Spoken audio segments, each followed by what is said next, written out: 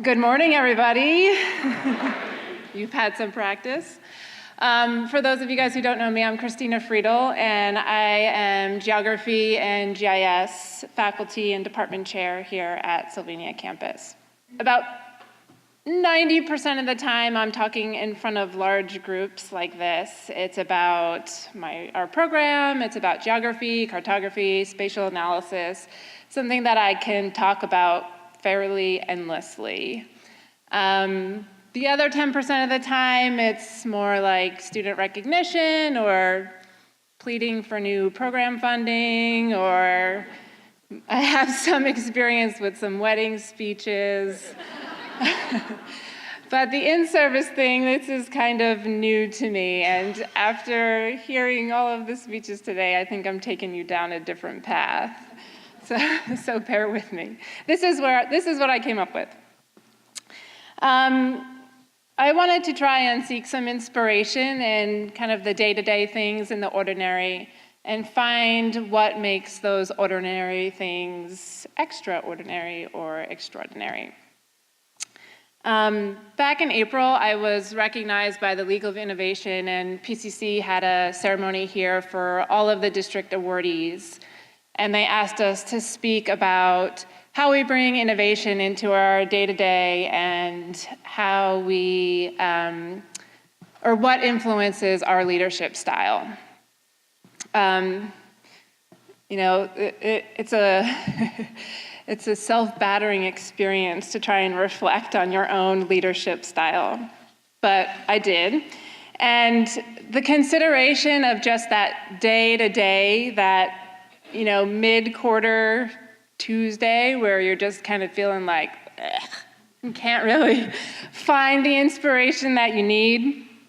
Well, after some consideration, I'm proud to acknowledge and introduce by far the greatest influence in my personal style, which is mi abuela, my grandmother. Carmen Julia was born in Abejorral, Colombia, and she moved to Medellin when she was 17 years old. She married my grandfather when she was 23, and they raised 10 children together. She lived to be 96 years old. She has 22 grandchildren, and as of today, 22 great-grandchildren. Throughout her life, she was always reinventing herself, and she was just never afraid to try something new, which is something we heard in the in-service speeches yesterday. When was the last time you tried something new? Maybe today should be that day. One example, when she was in her 70s, she decided that it was time for her to try going to community college. So she packed up her backpack and started taking classes at Miami-Dade Community College. She took the bus there every day, and she was just excited to go learn something new. So how did mi abuela, how did she influence my leadership style? Well, as you can imagine, she had a lot of people in her life that wanted her attention. Something I think we can all relate to. Students, they deserve our uninterrupted attention, and they've actually been raised to expect it. Parenting has seen a generational change, and young adults now are very used to being central to their parents' lives. I know, I have 3, and my attention is requested at every moment of the day. They're used to having somebody show great interest in them, and as instructors, we're really no exception to that. So how can one of 44 grandchildren say that their grandmother gave them each time, attention, and thoughts? Well, she did. And we all knew that because when she talked to us, she showered us with sincere compliments. She made you feel like she had your back 100%. Her support made you feel like you could really accomplish whatever you set your mind to. And when she gave you her attention, She had this way of just making you feel like you were the only person in the room. And with a family the size of ours, you can imagine how hard that could be sometimes. And she was just so proud of us, but she was so real. There was one time where, I can't even remember exactly what the event was. I actually think it was on the eve of my mom and stepdad's wedding, and we were in this Colombian restaurant in Queens, and we filled the entire restaurant, and we were all having a great time and telling stories. And my grandmother just looked at my mom and she said, I mean, this is the sweetest, kindest older woman you can imagine, and she just said, with this face on, she said, I don't know how you put up with all that screaming.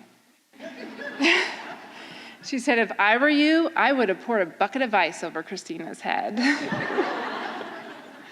And I get it, I was a bratty child. And there are moments as a parent that I want to pour buckets of ice over my kids' heads. But this was just one way where kind of shows that she was honest, she was funny, but she was also really kind.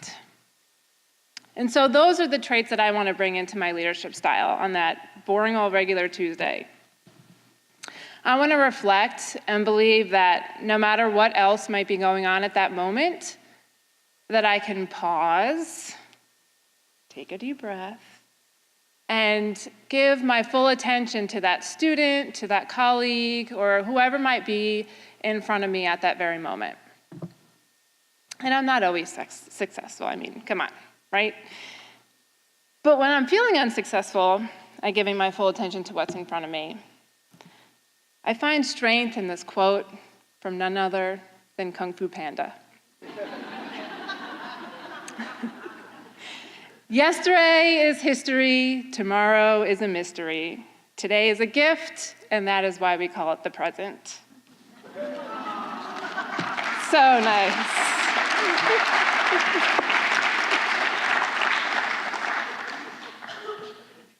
Now, I was raised on Long Island in New York, where people are thick-skinned and brash.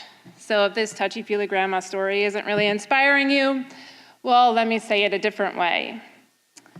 Do this for you. Let me explain. Neurological studies using brain scans show that when someone commits an act of kindness, that the neurological reaction is more similar to eating chocolate than, say, fulfilling an obligation.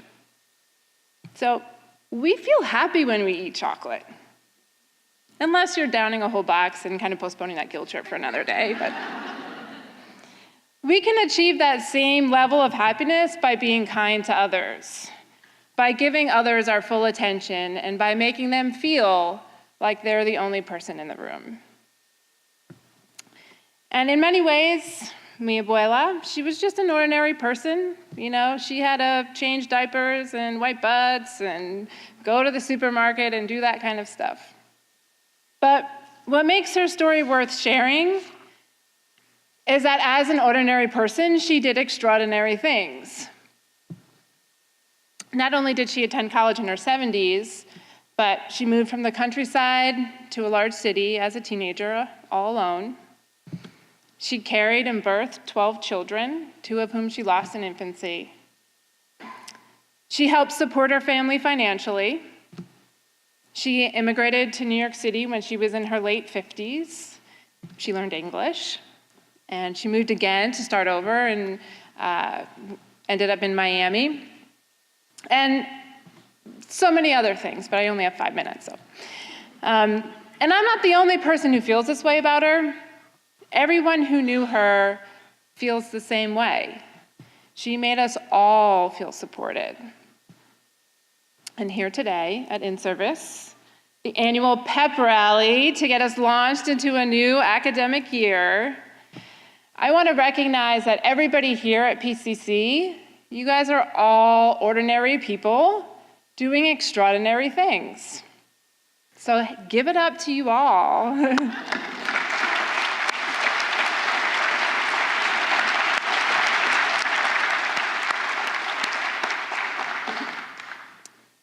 day, you inspire and influence students simply by being you. You have completed the journey that the students here are just beginning, and that journey can seem really overwhelming at times. Individually, each of you create spaces here on campus that make PCC what it is. It's the leadership style of all of us and everything that influences them. That creates spaces in our classroom, in our offices, and everywhere else on campus. These places are established under your leadership, and they provide students with the space and the support that they need to be successful. And these spaces, they just wouldn't be the same without you in them. So, thank you for listening to my story. Thank you for making PCC what it is. Thanks for your leadership inside and outside of the classroom. Please don't stop inspiring students every day, even on that mid-quarter Tuesday where you might just be really searching for some. And do this just by being you, just by being honest, by being funny, and by being kind. Thanks.